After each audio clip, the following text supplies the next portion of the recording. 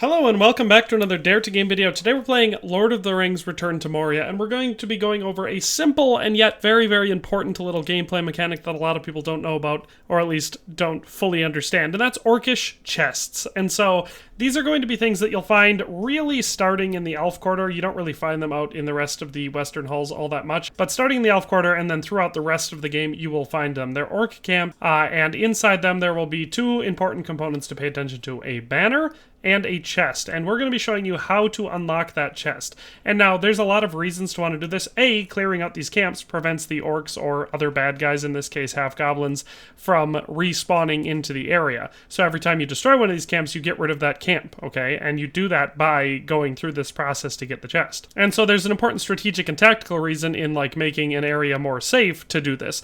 But outside of that, there's also a more direct reason, which is monetary gain, or I should say loot gain, because by doing so, you're going to get rare loot. Some of this is going to be gold, or sometimes you'll get schematics, or food, or whatever it might be.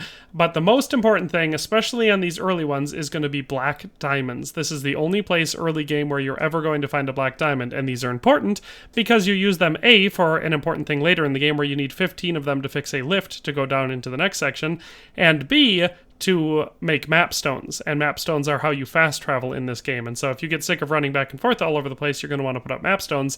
This is one of the ways, and especially one of the only ways early game that you can do that.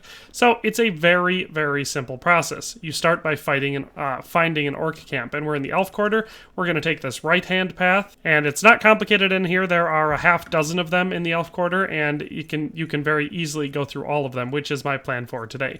So we're going to just head over along the right side of this. I see prey ahead. Yeah, that was loud enough. So you can see, here we have an orc camp. First thing you do, clear the enemies.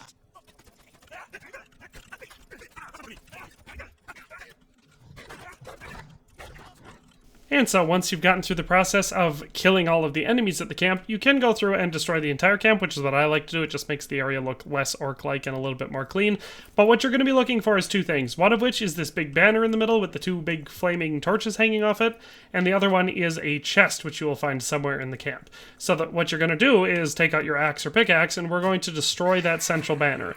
As far as I know, this in and of itself should disable the camp, so no more orcs or goblins or whatever will spawn here.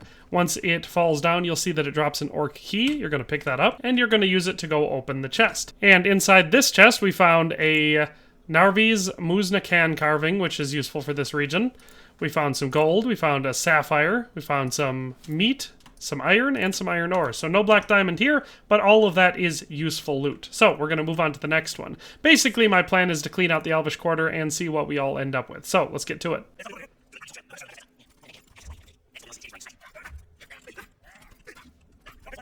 And there we took out our second group, so we're going to do the same thing. We're going to bust down this banner, pick up our key, and open our chest. So in this one, we once again didn't get any black diamonds, but we did get some more meat. We got some jade and some coal. Here's our next orc camp.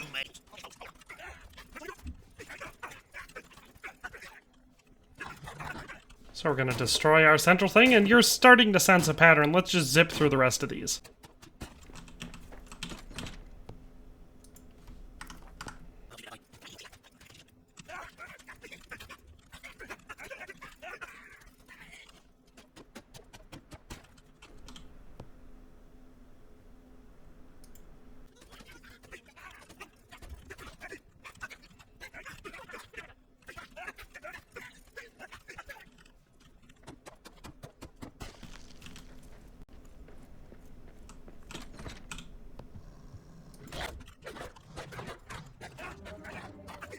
And so the spoils of our loot from taking on all those are 14 iron ore, 3 iolite, 2 of those Narvi's Muznakan carvings for the Muznakan chest in the Elf Quarter, 38 gold coins, 5 jade, 2 sapphires, and 2 iron ingots. So unfortunately, no black diamonds.